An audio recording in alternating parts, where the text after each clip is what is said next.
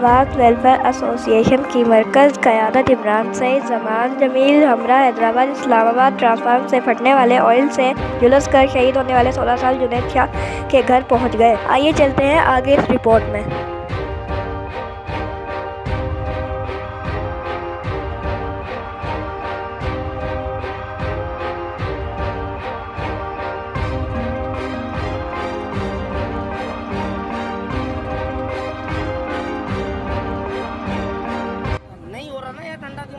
ठंडा कर लो इन हाथों का पलावा।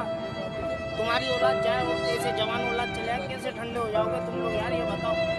कैसे खेलता हुआ आंखों के आगे घूम रहा भी, तुम देखते हुए लग रहा है जैसे सो रहा है वो। हमारे दिल से पूछो।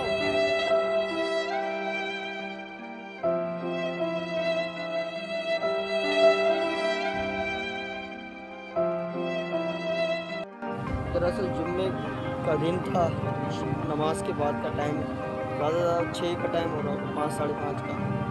जब ये ट्रांसफार्मर फटा गया उस टाइम पे हम यहाँ खड़े हुए थे, तो मैं यहाँ से भाग के गया हूँ। लड़का एक मेरे को दिखा जलता हुआ, मोटरसाइकिल के साथ जल रहा था वो।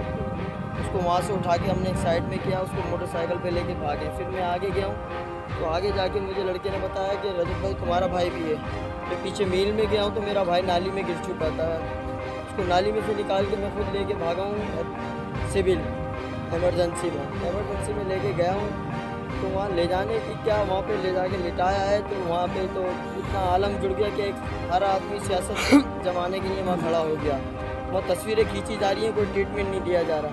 बच्चा मेरा तकलीफ में है, मैं जाहिर सी बात है ट्रांसफार्मर की जद में आकर जितने भी बच्चे जख्मी हुए उन दादरसों की दादरसी करने कोई नहीं आया, लेकिन पॉइंट रेजिंग करने के लिए सब आए। अभी सुबह से हम चीख कर थक गए मीडिया से कि बाला ऐवानों से कोई आकर हमारी दादरसी करे, हमारे हल्के के कोई MNA आए, कोई MP आए, कोई और ऐसा शख्स आए जो जिम्मेदार इदारे से हो, लेकिन जिम्मेदार इदारों से कोई नहीं आया। बेहिसी का आलम यह है कि इस थाने का SHO नहीं आया। FIR लॉन्च करवाने गए तो SHO कहता है कि मैं मीटिंग में हूँ, उसने हमारी FIR लॉन्च नहीं की। और हत्ता कि अभी तक SHO का कुछ नहीं अता पता।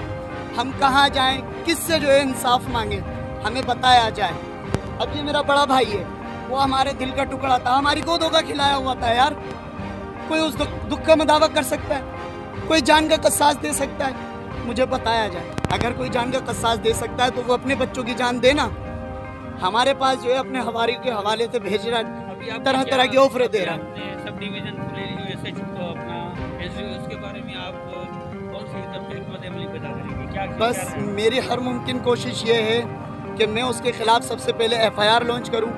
हम दोपहर में गए थे FIR के लिए अपने लीगल एडवाइज़र्स के साथ, एडवोकेट्स के साथ और तमाम अहले महल्ला के साथ, तमाम मुअज़्ज़िज़ीन के साथ। हमारी FIR नहीं कटी। SHO ने बोला मैं इस वक्त मीटिंग में हूँ, आप 10 बजे आइएगा। अभी हम अहले महल्ला 10 बजे फिर जा रहे हैं। अगर वो वहाँ पर मिलता है तो ठीक है, नहीं तो मेरा अगला कदम हैदराबाद हाई कोर्ट में जाकर जो है उसके खिलाफ FIR लॉन्च करवाने का इरादा रखता हूँ मैं, जिसमें मेरी तमाम जो है मीडिया के जो है दोस्तों से और तमाम दोस्तों से मेरी जो है गुजारिश होगी कि वो इस दुख की घड़ी में मेरा साथ दें और मेरे कदम से कदम मिलाकर चलें ताकि हमें इंसाफ मिल सके। ये बोसीदा हो चुके हैं तमाम ट्रांसफार्मर, ये लाइनें बोसीदा हो चुकी हैं, इनकी मरम्मत नहीं की जा रही। इसका फंड कहाँ जाता है? क्या साल में जो है मरम्मत का भी फंड नहीं मिलता इनको? हमने एप्लीकेशन दी थी जिस दिन ट्रांसफार्मर फटा है, SHO मौजूद था और उसने कहा कि हद्दुल इम्कान में कोशिश करूंगा कि आपकी तमाम तर कानूनी चाराजोई की जाए, लेकिन उसने कोई कानूनी चाराजोई नहीं की।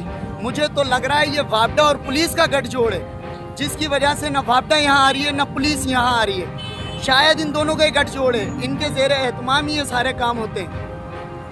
बकाया आप लोग हमारा साथ दें। तमाम साहबी बरादरी से मैं गुजारिश एक बार फिर करता हूँ कि ये तमाम मेरा साथ दें, मेरे भाई का साथ दें, मेरे ख़ानदान का साथ दें, ताकि हमें इंसाफ मिल सके। 2 बंदे तशवीशनाक हालत में थे, उनमें से एक और बंदा जो है एक्सपायर हो चुका है, जो कि फैसल माची था, वो भी गुजर चुका है। मेरा भाई तो गया ही गया, एक बच्चा और चला गया, लेकिन दाद रसी करने कोई नहीं आया। जाने इंसानी इस तरीके से ज़िया हो रही है जैसे कोई जानवर हों हम। क्या इनके बच्चे जो है बच्चे हैं, बाकी सब जानवर हैं इस जो है इलाके में, इस शहर में। ये शहर लावारिस हो गया है, ये इलाका लावारिस हो गया है, इसका कोई वाली वारिस नहीं है। बिस्मिल्लाहिर्रहमानिर्रहीम। आवाज़ वेलफेयर एसोसिएशन इस वक्त जितने भी लोग हैं, इस घर के जो अफराद हैं, वो सब सोशल वर्कर हैं और उनका समाजी तंजीमों से ताल्लुक़ है और वो सिर्फ़ और सिर्फ इंसानियत की खिदमत करते हुए हमने उनको देखा है। लेकिन अफसोसनाक अमल ये है कि मैं उस एक्सीएन और एसडीओ को ये बताना चाहूँगा कि तार के ऊपर किसी कबूतर का बच्चा नहीं उड़ा, यहाँ पर एक इंसानी जानें यहाँ पर ज़ाया हुई हैं। लेकिन अफसोसनाक अमल ये है कि ना एसडीओ के ख़िलाफ़ कोई कार्रवाई की गई है, ना एक्सीएन ने यहाँ पर आके मालूमात की गई है।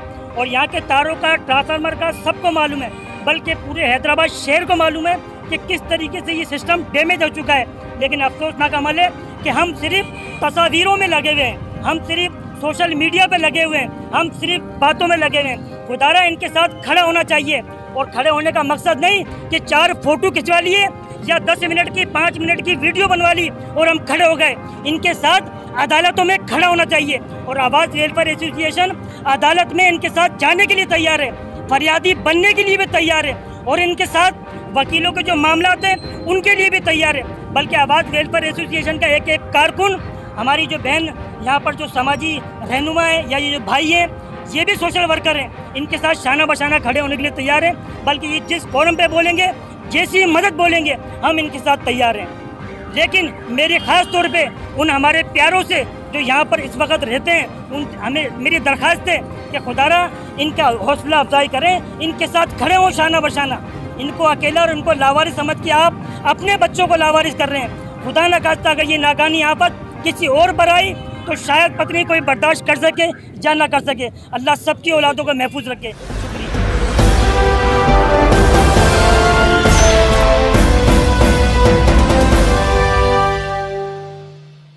Audio Jungle.